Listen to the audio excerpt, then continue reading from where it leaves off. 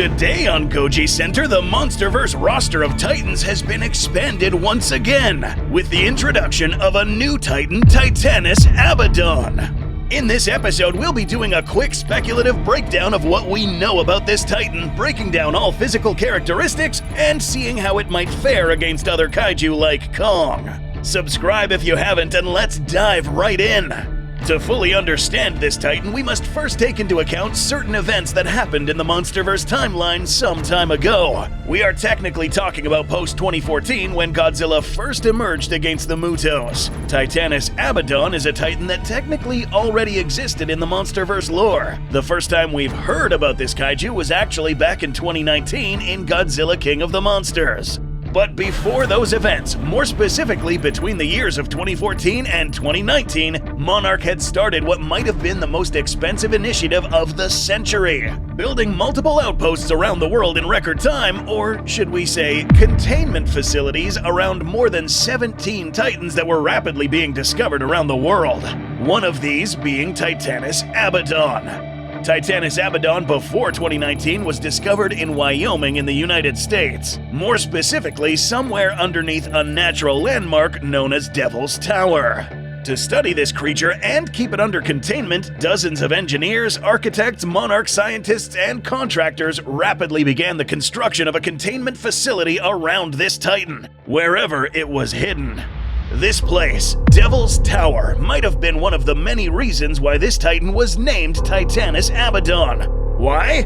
Well, this name does hold a pretty sinister origin. The word Abaddon originates from the biblical term in the book of Revelations referring to an angel of death, king or angel of the bottomless pit. This entity ruled over a vast army of what are described as locusts, or some sort of arthropods with the faces of men, teeth similar to that of lions, and hardened armor. Monarch scientists, upon seeing the characteristics of this Titan, may have opted for the name Abaddon since it did more or less share some visual traits of the types of creatures the mythical Abaddon would command. After the facility was finished, sometime before 2019, the facility would have had a kill switch implemented. Every single one of these Monarch containment centers had one, and each was specifically designed to kill a certain type of Titan. Monarch did have a protocol in place in case of any kaiju breach emergencies. Come 2019, when Ghidorah woke up and the explosion of the oxygen destroyer. Ghidorah amplified his alpha call, commanding all Titans around the world to wake up and begin causing mass destruction in populated regions, Titanus Abaddon being one of them. There are no exact details on how Titanus Abaddon escaped his enclosure, but one thing is clear. Almost, if not every single Titan made it out of its enclosure and escaped, including this one. Titanus Abaddon would then wake up from hibernation from underneath this rock formation and make its way to the nearest highly populated area. After Madison Russell activated the Orca in Boston, all Titans ceased to attack and began to make their way to help their alpha defeat Godzilla. Obviously, this didn't go to plan, and soon after we learned that Abaddon did not make it on time to help Ghidorah. Sometime later in Godzilla Dominion, we saw how Godzilla called all Titans to go back to hibernation. We'd like to imagine that Titanus Abaddon did obey Godzilla, at least for some time. So this is all we knew about Titanus Abaddon up to this point. Now, on August 19th, 2024, a new game trailer was released featuring this very Titan, Titanus Abaddon, confirming its visual appearance and a matchup against another Alpha Titan, Kong. It's now time to enter the analysis platform. Thankfully, the trailer did show us around 90% of this Titan's entire body. The Goji Center team put together a speculative recreation of this Titan based on the footage seen in the trailer.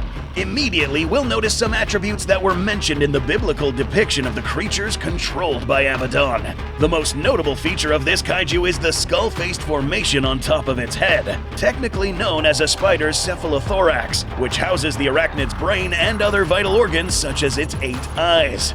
This skull formation is reminiscent of the faces of men mentioned in Revelations 9 verse 7. Additionally, we find that as the name Arachnid suggests, this Titan does have some sort of armor covering its limbs and other body parts. The exoskeleton would be the equivalent of the iron plate armor mentioned in verse 9.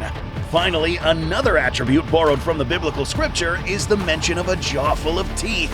In the game trailer, if you look closely, you'll find that this titan, unlike real spiders, has a jaw similar to that of most vertebrates. Tarantulas, for instance, have fangs that they use to inject prey with venom and also to tear prey apart before being pulled into their tubed mouth for consumption.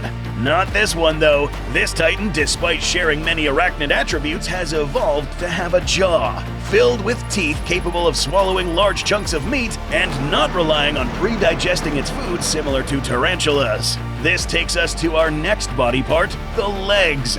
True to arachnid properties, this titan has a total of 8 legs. Titanus Scylla, for instance, had a total of 6. But are these legs more lethal? We'd like to think that these are actually quite similar. Both Abaddon and Scylla seem to have sharp tips on the end of each of their legs, using these as weapons for stabbing into the soft, fleshy surface areas of big or small creatures. The tips of Titanus Abaddon, however, are particularly sharp, almost like needles. This is especially terrifying since an animal this big has no business having claws this meticulously sharp, unless it evolved to also feed on or torment small creatures such as us, humans. Yeah, here's where this gets a little dark. Again, we must make reference to the biblical passage that says that these creatures are meant to torment humanity. So, things are beginning to add up here. Seems as if this titan has been designed well enough to terrorize small organisms such as us. Imagine a titan with a human skull on its cephalothorax instilling terror on anything that lays eyes on it, capable of showing up to a city and absolutely destroying it, all meanwhile impaling random running humans one by one and bringing them close to his large mouth. Not wasting time by injecting them with venom and pre-digesting them.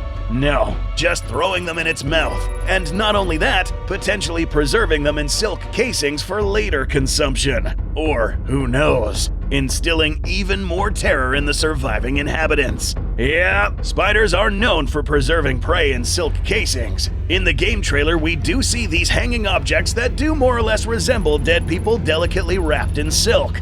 Logically, a titan this large shouldn't waste its time and energy killing small creatures since these aren't even worth the caloric output. After all, this is a titan and would really search after radioactive sources. This tells us a lot about its character. Moving on to the psychological realm of things, it's likely that this fella, Titanus Abaddon, is actually quite smart, unlike real-life arachnids.